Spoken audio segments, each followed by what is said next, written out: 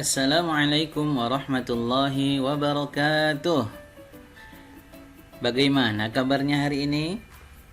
Alhamdulillah. Hari ini kita akan membahas pelajaran 12 bagian 2, yaitu kisah keteladanan Nabi Ismail alaihi salam. Nah, anak-anak semuanya, kalau sebelumnya kita sudah membahas tentang kisah keteladanan ayahnya Ismail, yaitu Nabi Ibrahim alaihissalam. Nah, dalam kesempatan hari ini kita akan membahas kisah keteladanan Nabi Ismail alaihissalam. Sebelum itu, mari kita berdoa terlebih dahulu. Bismillahirrahmanirrahim. Rabbi zidni ilma warzuqni fahma. Ya Allah, tambahkanlah ilmuku dan berilah aku pemahaman. Amin. Nah, anak-anak semuanya, sebelum membaca kisah keteladanan Nabi Ismail alaihissalam, ikuti terlebih dahulu petunjuk berikut ini ya. Nah, buatlah nanti menjadi 6 kelompok ya. Kemudian nanti masing-masing kelompok mendapatkan 1 nomor dari beberapa penggalan kisah Nabi Ismail. Setiap kelompok membaca dan berdiskusi. Selanjutnya, setiap kelompok menuliskan perbuatan apa yang bisa disimpulkan dari kisah tersebut.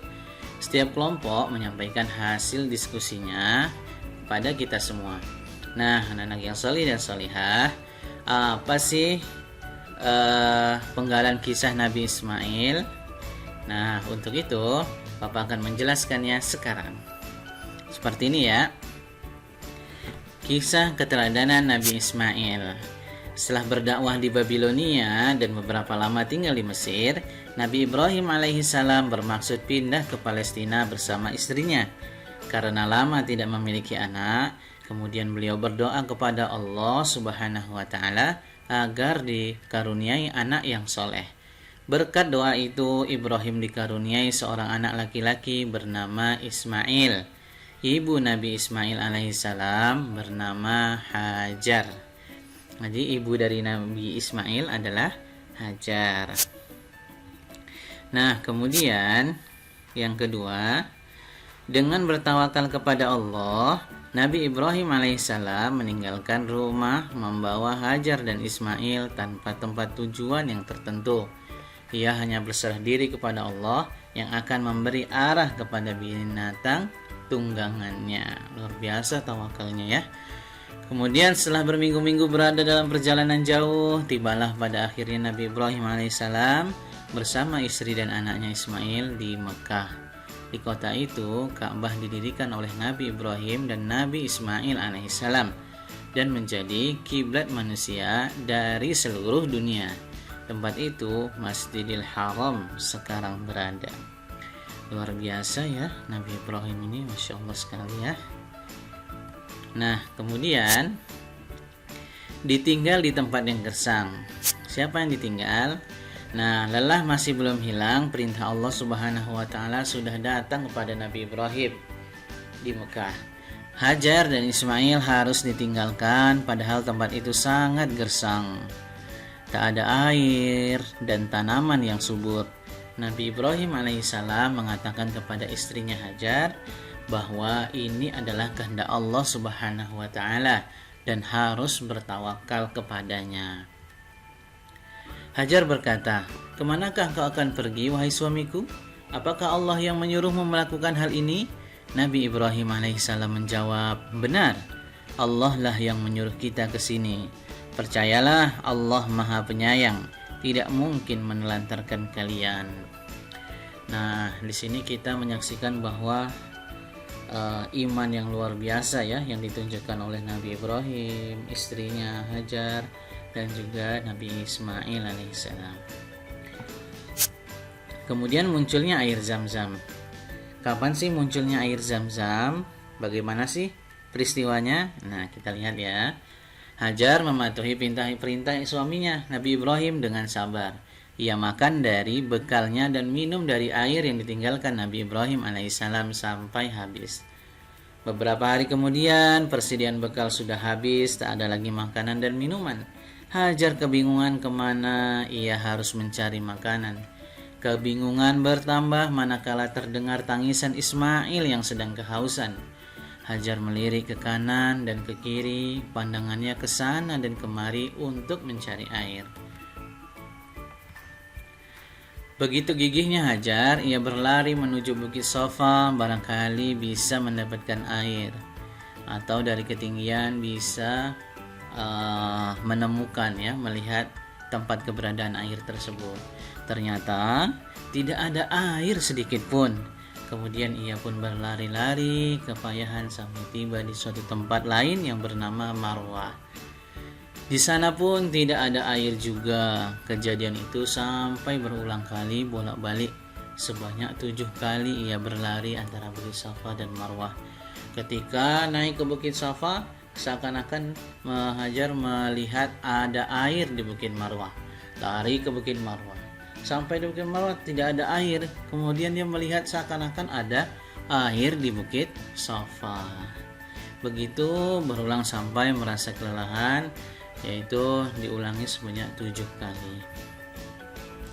Nah, kemudian diriwayatkan bahwa Hajar berada dalam keadaan tidak berdaya dan hampir berputus asa. Namun pertolongan Allah Subhanahu wa taala datang kepadanya atas kekuasaan Allah Subhanahu wa taala melalui malaikat Jibril.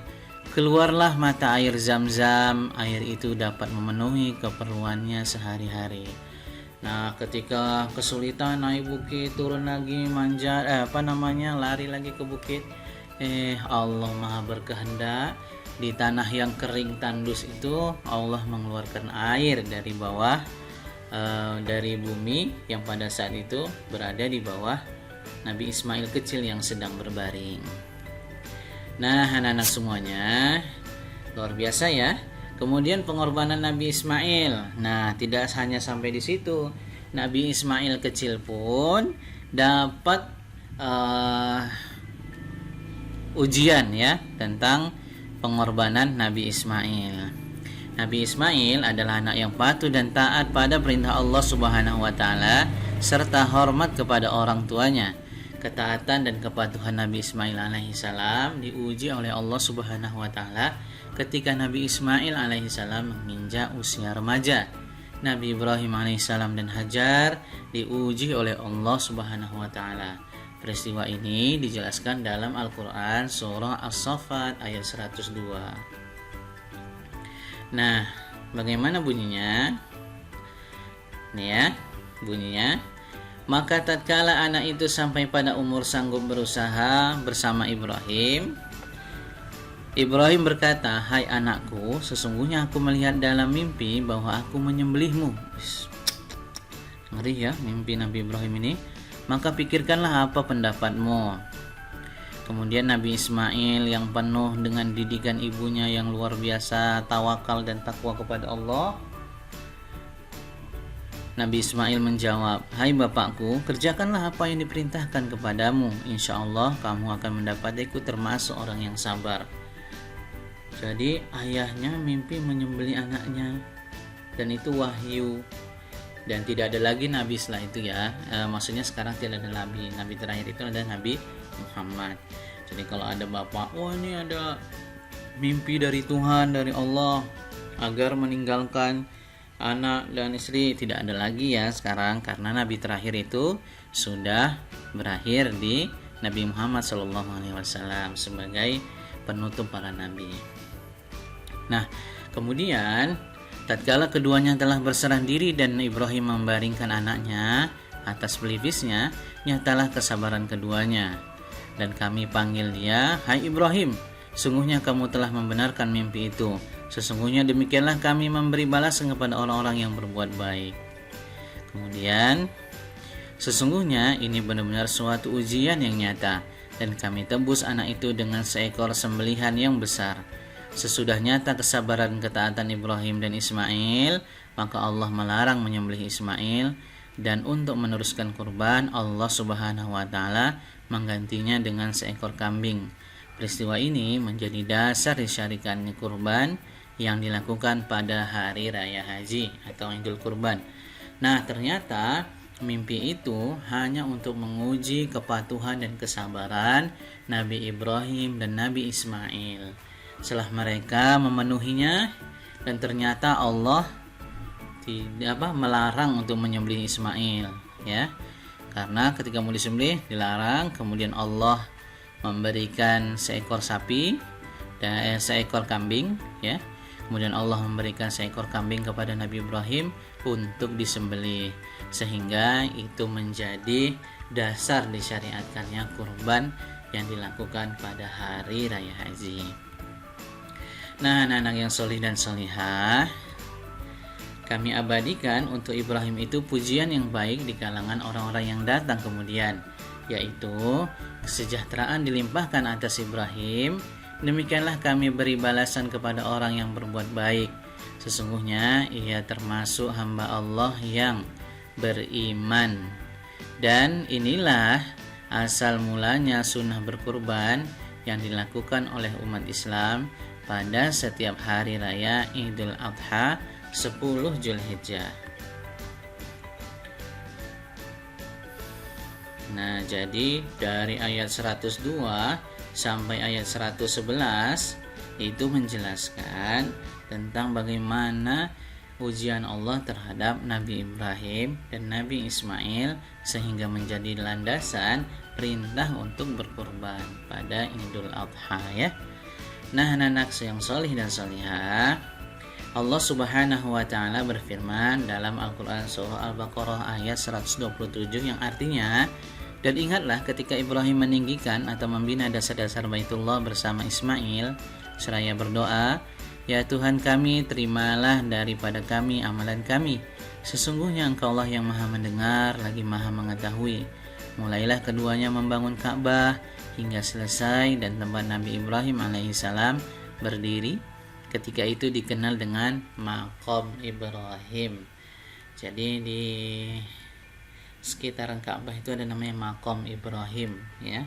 Artinya tempat Nabi Ibrahim alaihissalam berdiri, ya, ketika mulai keduanya berdoa, ketika meletakkan dasar dari Ka'bah tersebut. Nah, anak-anak semuanya, kemudian Allah Subhanahu wa taala memberi wasiat kepada Nabi Ibrahim dan Nabi Ismail untuk membersihkan Ka'bah dari kotoran, perbuatan syirik dan penyembahan berhala untuk orang-orang yang tawaf, yang i'tikaf, yang ruku dan sujud. Jadi pada saat itu, ya, pada saat itu mereka menjadikan Ka'bah itu untuk memuja berhala. Bahkan di sana banyak kotoran, ya, sehingga tempat itu Allah perintahkan untuk disucikan dan menjadi tempat beribadah kiblat kaum muslimin. Nah, tugas kelompok anak-anak semuanya, buatlah kelompok dengan jumlah 4-5 anak per kelompok. Setiap kelompok berdiskusi dengan menjawab pertanyaan berikut. Pertanyaannya ada 2. Apa pendapat Nabi Ismail ketika ayahnya bermimpi dirinya disembelih? Tadi sudah jelas, ya, bagaimana kesabaran Nabi Ismail, ya, dalam memenuhi perintah yang Allah berikan kepada Nabi Ismail, bahkan sampai mendapatkan aku anak yang soleh, gitu, ya. Lakukanlah apa yang diperintahkan oleh Allah, wahai ayahku, katanya. Kemudian yang kedua, apa pendapat Nabi Ismail ketika ayahnya menerima perintah untuk membangun Ka'bah? Tentu di sini Nabi Ismail anak yang soleh, ya, membantu dan dengan senang hati membantu untuk meletakkan pondasi Ka'bah, membersihkan Ka'bah dan membangunnya, ya. Luar biasa Nabi Ismail sebagai anak yang soleh, dan Allah mengangkatnya sebagai seorang nabi. Kemudian tuliskan hasil diskusi kelompokmu. Nah, setelah itu tugas 2, perwakilan dari kelompok menyampaikan hasil diskusinya, ya. Kelompok yang lain menyimak dan memberikan tanggapan. Hasil diskusi kelompok diserahkan kepada gurumu. Nah, anak-anak semuanya, bagaimana sikap anak-anak setelah mengetahui cerita kisah tentang Nabi Ismail? Ya, aku selalu bersungguh-sungguh mengerjakan perbuatan baik karena Allah Subhanahu wa taala. Itulah yang dinamakan dengan ikhlas. Nah, anak-anak semuanya, di sini kita beri tanda checklist, ya, pada kolom selalu, sering, kadang-kadang, atau tidak pernah. Aku tidak suka melawan orang tua. Harapannya selalu tidak pernah melawan ya. Aku tidak berkata kasar kepada orang tua. Ya pastilah, nggak mungkin kita berkata kasar, durhaka. Aku mengerjakan perbuatan baik dengan sungguh-sungguh. Iya, aku melakukan perbuatan baik karena Allah Subhanahu wa Ta'ala. Ya, aku berdoa untuk keselamatan orang tua. Pasti ya, aku tidak mengecewakan orang tua. Insya Allah kita usaha untuk selalu membahagiakan orang tua. Nah, anak semuanya, siapa di sini nih yang cita-citanya pasti ingin membahagiakan orang tuanya kelak? Ayo, siapa angkat tangannya? Masya Allah, semuanya luar biasa. Semoga kalian menjadi anak-anak yang soleh ya, yang dengan itu dapat membahagiakan orang tua. Amin. Nah, ayo kita berlatih istilah dengan jawaban yang singkat dan benar. Nabi Ismail alaihissalam memiliki ibu bernama, siapa tadi nama ibu Nabi Ismail? Iya, Hajar ya. Wah, malah langsung jawab lagi nih ya. Nah, Nabi Ibrahim alaihissalam bersama istri dan anaknya harus meninggalkan rumah untuk hijrah kemana tadi hijrah? Iya, tempat kita menuju ibadah haji itu kemana? Iya, pasti kalian tahu. Agar mendapatkan air untuk Nabi Ismail, Hajar beralih bolak-balik dari bukit mana ke bukit mana? Dari bukit apa tadi? Safa ke iya. Sumber mata air yang ditemukan Hajar disebut dengan, nah itu air yang luar biasa, kaya manfaat, dan Allah memberikan itu tidak ada habis-habisnya. Walaupun orang dari dunia datang ke sana untuk mengambil airnya, dibawa pulang tidak ada habis-habisnya. Sebuah karunia yang luar biasa. Sumber mata air yang ditemukan disebut sudah Nabi Ibrahim bermimpi untuk titik-titik anaknya yang bernama Ismail. Apa ini tadi? Perintah Allah melalui mimpi yang diberikan kepada Nabi Ibrahim apa?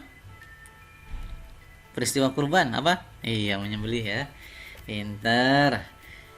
Nah, anak-anak semuanya, sebutkan salah satu perbuatan terpuji Nabi Ismail. Pasti kalian tahu ya, apa yang disampaikan Nabi Ismail alaihissalam kepada ayahnya ketika mendengar dirinya akan disembelih ayahnya. Pasti kalian tahu.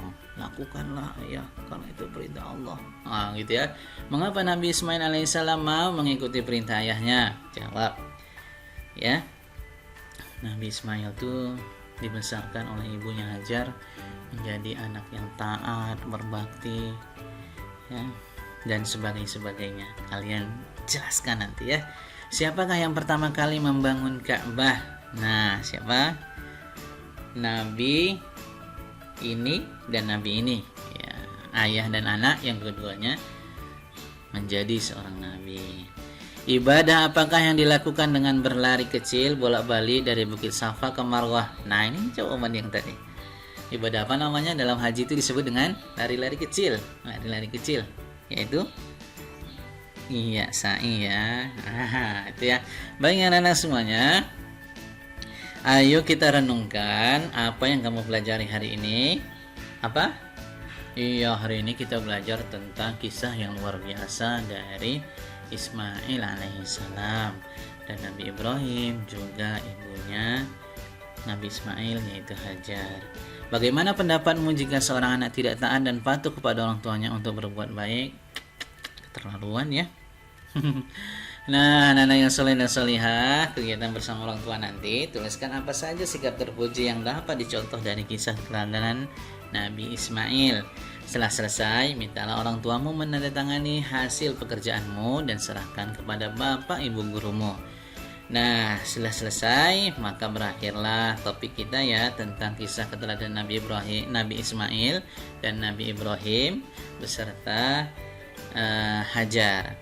Semoga kita bisa mencontoh sikap yang luar biasa yang ditunjukkan oleh Nabi Ismail alaihissalam. Amin.